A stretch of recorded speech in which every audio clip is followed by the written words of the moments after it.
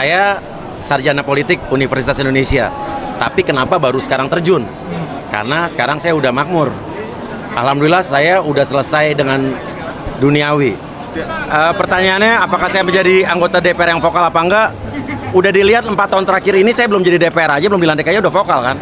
Kalau lihat podcast saya, apa yang saya lakukan itu mungkin bisa lebih berani daripada anggota DPR yang ada. Dan tidak pernah ada sejarah podcast saya yang mengawal kasus hukum, ada oknum-oknum aparat apapun saya take down, walaupun tekanan itu ada selama ini. Jadi insya Allah kalau saya di dalam sistem akan lebih vokal lagi. Itu intinya itu aja ya. Komitmennya adalah masyarakat atau rakyat yang memilih saya. Insya Allah saya akan berdampak dan memberikan jawaban buat masyarakat yang memilih saya, tidak akan mengecewakan, insya Allah itu. Permasalahan apa yang akan difokuskan ke depannya sebagai anggota DPR? Wah, banyak banget. Kalau masalah-masalah sosial hukum yang selama ini gua kawal kan adalah masalah pekerja migran, itu banyak banget masalahnya.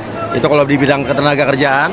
Kalau di bidang hukum banyak banget ketidakadilan yang terjadi sama masyarakat kita, di mana masyarakat kecil susah banget mendapatkan keadilan hukum dengan banyaknya oknum-oknum aparat yang ya begitulah.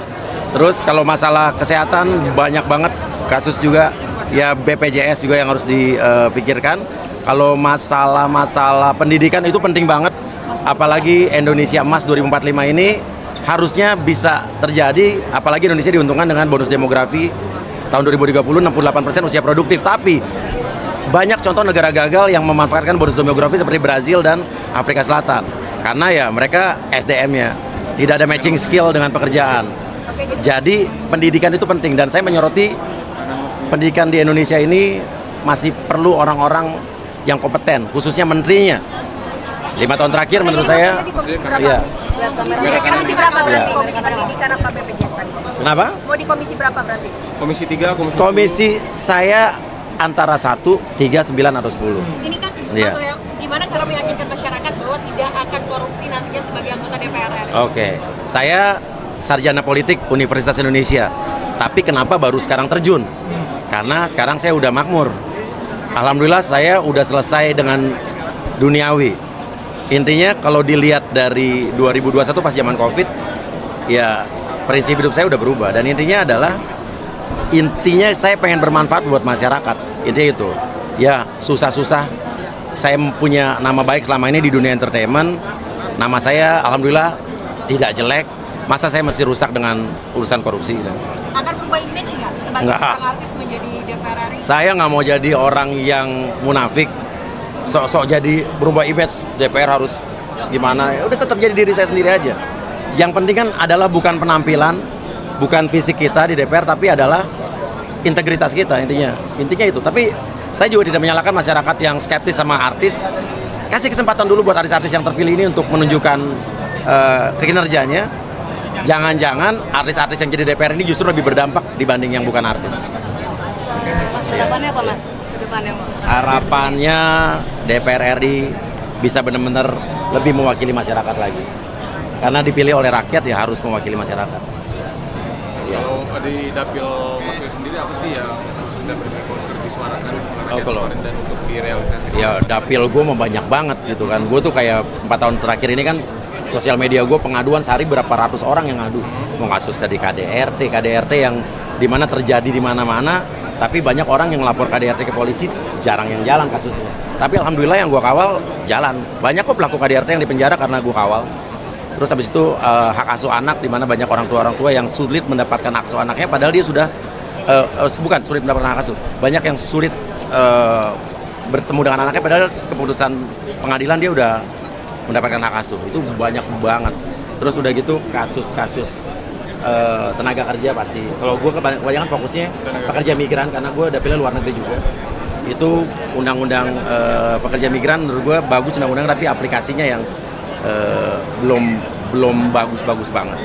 Jadi banyak banget pokoknya. Masalah hukum paling banyak. Di Komisi 1 siap berarti ya untuk Komisi 1 siap, Komisi 3 siap, Komisi 9 siap, Komisi 10 siap. Ini kan banyak yang di carry on begitu kan di pemerintahan Iya. berikutnya. Apa kira-kira yang harus kita bertemu oleh DPR berikutnya? Undang-undang perampasan aset yang harus di carry on karena itu udah lama sekali. Terus yang saya tahu juga ada undang-undang masyarakat adat sama PPRT. ya pekerja rumah tangga. Itu yang mungkin harus segera diselesaikan. Bukan termuda ya, tapi salah satu termuda. Saya 28 tahun, bulan depan 29 tahun. Ya. Dan apa yang dipersiapkan menjadi anggota muda di DPR RI? Ya tentunya kita mempersiapkan diri, itu sebenarnya bukan baru pada saat dilantik lah, tapi sebelum dicalonkan pun mendaftar kita harusnya sudah siap. Baik dari segi pengetahuan tentang dapil ataupun juga kesiapan diri, ya itulah kita persiapkan supaya semakin siap kita nantinya pada saat menjabat. Nantinya isu apa yang akan diperjuangkan di DPR? Tentunya itu tergantung dengan komisi di mana saya ditempatkan, tapi saya sudah berjanji kepada teman-teman generasi muda yang ada di Sulawesi Utara bahwa dimanapun saya berada nantinya, saya tidak akan lupa terkait dengan isu-isu kepemudaan yang ada di dapil, baik itu tentang lapangan pekerjaan ataupun juga pendidikan ataupun juga pemberdayaan pemuda dan kualitas sumber daya masyarakat. Tapi ada komisi khusus nggak yang diincar untuk nantinya bisa mengangkat isu-isu yang ada di dapil? Ya kalau komisi yang sesuai dengan apa yang saya ingin perjuangkan, palingan kalau nggak komisi 11 mungkin atau komisi 10 juga bisa itu. Tapi tentunya kita nanti menyesuaikan dengan apa yang terjadi nanti lah. Kinerja kemarin kan DPR dinilai cukup kurang baik begitu. Bagaimana nantinya meningkatkan kinerja di periode berikutnya? Ya sama seperti tadi saya baru dari CNN juga yang disampaikan adalah pertama tentu kita harus menguasai dulu materinya. Kita harus menguasai topik apa yang nanti dibahas di undang-undang, termasuk juga memperkuat tim kita, tim analisa kita supaya nanti yang disampaikan itu memang substansial, bukan hanya mengada-ngada dan tidak berhubungan dengan topik kita. Mungkin ada skeptis dari masyarakat terkait dengan usia memimpin di Dewan Perwakilan Rakyat, yang gimana menanggapi itu? Saya rasa skeptis itu harus ya justru ya. Namanya anggota DPR ini kan kita adalah 580 orang, dalam artian kita semua ini membawa tanggung jawab dan juga mendukung tanggung jawab dari masyarakat. Jadi silakan masyarakat untuk berskeptis tentang anggota DPR RI. Jadi saya rasa itu biasa dan tanggapan saya tentunya itu harusnya menjadi sesuatu yang memacu kita ya, bukan malah menjadi kita jadi nggak semangat gitu. Sebagai anak muda mungkin ada cara khusus nggak untuk nantinya menyerap aspirasi dari dapilnya sendiri?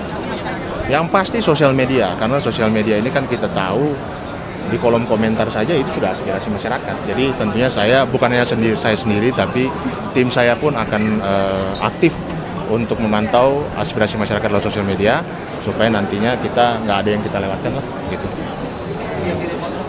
Kenapa? Siap dan demo itu harus justru karena kalau nggak kita tahu dari mana juga.